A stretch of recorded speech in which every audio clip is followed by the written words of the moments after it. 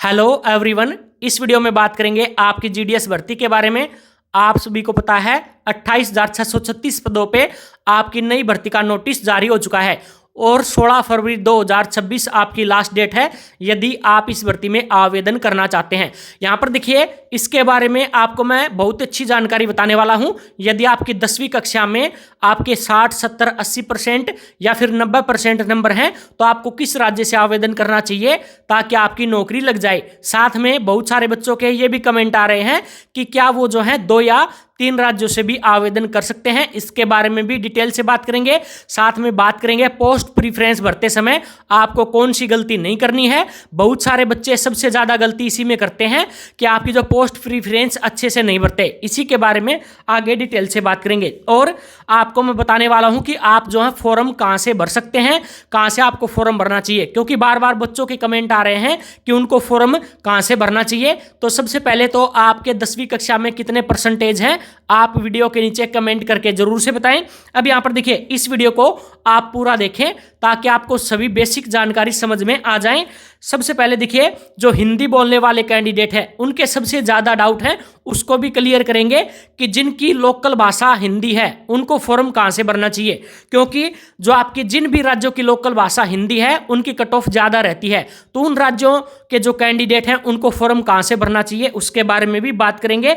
खास कर जो आपके जो 60, 70, 80% वाले कैंडिडेट हैं उनको फॉर्म कहां से भरना चाहिए ताकि उनकी नौकरी पक्की हो जाए, उसके बारे में भी बात करेंगे। सबसे पहले एक बेसिक सी जानकारी आपको बता देता हूं।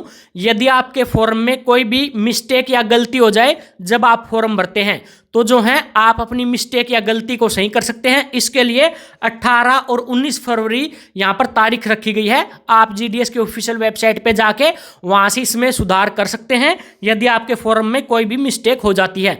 अब यहां पर देखिए, एक बार यह भी बता देता हूं, जो आपकी जीडीएस भर्ती है इसके अंदर 3 प्रकार के पद हैं।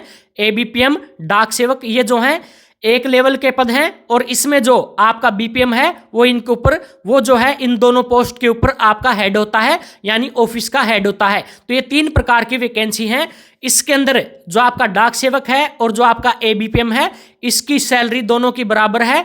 इसमें लगभग आपको 16 से 17 हजार रुपये हर महीने वेतन मिलेगा। आपकी एक्स्ट्रा थोड़ी बहुत इनकम भी हो जाएगी जो आपको पोस्ट ऑफिस में जो आप कार्य करोगे उसके बदले पोस्ट ऑफिस की तरफ से दी जाएगी। उसके बाद बीपीएम के लिए जो है आप आवेदन करते हैं तो इसमें आपकी सैलरी रहेगी लगभग 20 से 21 हजार रुपये प्रति महीना, ये इसमें वेतन रहेगा। उसके बाद इसमें ड्यूटी की बात करें, आपका जो चाहे आपका बीपीएम हो, एबीपीएम हो या डाक सेवक हो, सभी में 4 घंटे की आपकी ड्यूटी रहेगी।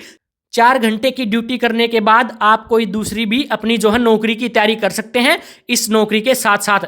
तो ये जो है बहुत ही अच्छा बेनिफिट है जीडीएस भर्ती में कि केवल आपकी 4 घंटे की ड्यूटी है और यहाँ पर जो है आप आसानी से इसमें दूसरी नौकरी की भी तैयारी कर सकते हैं जिसमें आपका वेतन ज्यादा हो। उसके बाद पोस्टिंग के बारे में बात करें कि आपकी पोस्टिंग कहाँ पे होगी, आपको नौकरी कहाँ पर मिलेगी। तो यहाँ पर देखिए, पोस्टिंग आपकी पोस्ट प्रीफ्रेंस के ऊपर डिपेंड करेगी।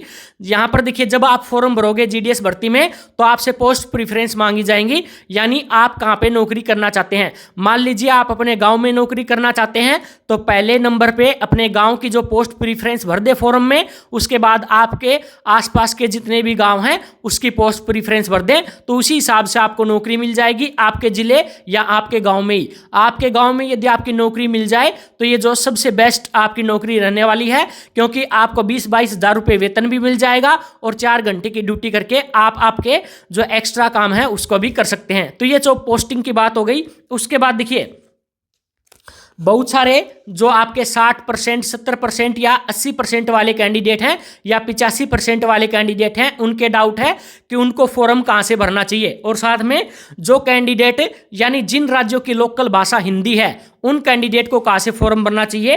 तो देखिए, आपका जो हिमाचल प्रदेश है, उसके बाद जम्मू कश्मीर है, मेघालय, अरुणाचल प्रदेश, नागालैंड, उसके साथ उत्तराखंड, उसके साथ ये जो है एमपी, बिहार, ये जो है कुछ ऐसे राज्य हैं जिसमें आपकी लोकल भाषा हिंदी मांगी गई है। तो यदि आपको लोकल भाषा का ज्ञान है, यदि आपकी लोकल भाषा भी हिंदी है तो यहाँ से आप आवेदन कर सकते हैं। इसमें राजस्थान, हरियाणा, दिल्ली, पंजाब, इन राज्यों से भी आप आवेदन कर सकते हैं। लेकिन यहाँ पर देखिए, खास करके जो आपको हरियाणा है, दिल्ली है, पंजाब है और बिहार है, इसमें कट ऑफ काफ़ी ज़्यादा रहता है।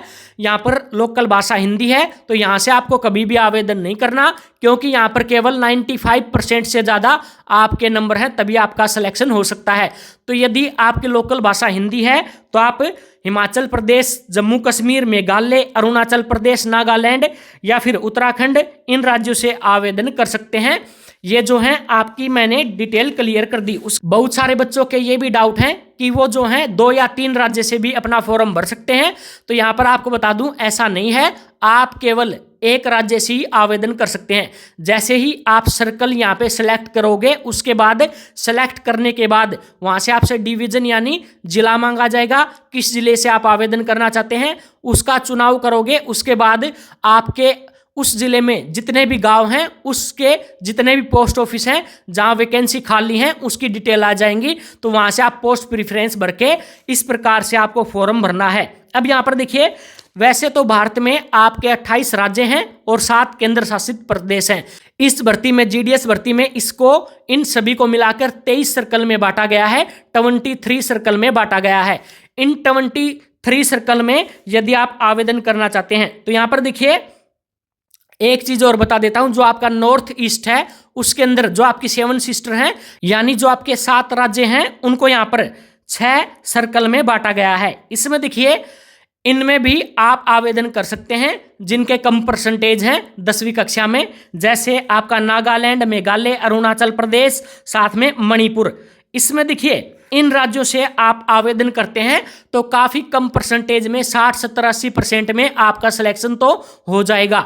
लेकिन यहाँ पे एक कंडीशन है, आपकी जो हिंदी जो है आपको आनी चाहिए लोकल भाषा, प्लस यदि आपको इसमें इंग्लिश भी आती है, थोड़ी बहुत आप इंग्लिश बोल लेते हैं, तो फिर आपको बहुत ज़्यादा बेनिफिट होने वाला है, क्योंकि यहाँ पर हिंदी और इंग्लिश दोनों जो हैं लोकल भाषा यहाँ पे चलती है। तो ऐसे में जो है आप बड़े आसानी से आवेदन कर सकते हैं और कम परसेंटेज पे भी अपना सिलेक्शन ले सकते हैं इन राज्यों से। उसके बाद फॉर्म कहाँ से भरें ये डिटेल मैंने क्लियर कर दी है।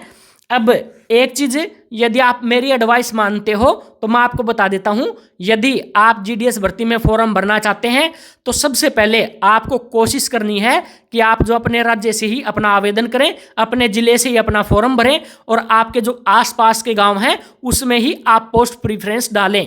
यहां पर देखिए, सिलेक्शन होने के चांस तो कम है, लेकिन यदि आपके परसेंटेज 85, 90, 95 या 100% हैं, तो फिर यदि आपकी नौकरी आपके आसपास के गाँव में लग जाती है या फिर आपके ही गांव में लग जाती है, तो ये जो है जीडीएस में सबसे ज़्यादा बेनिफिट आपको होने वाला है।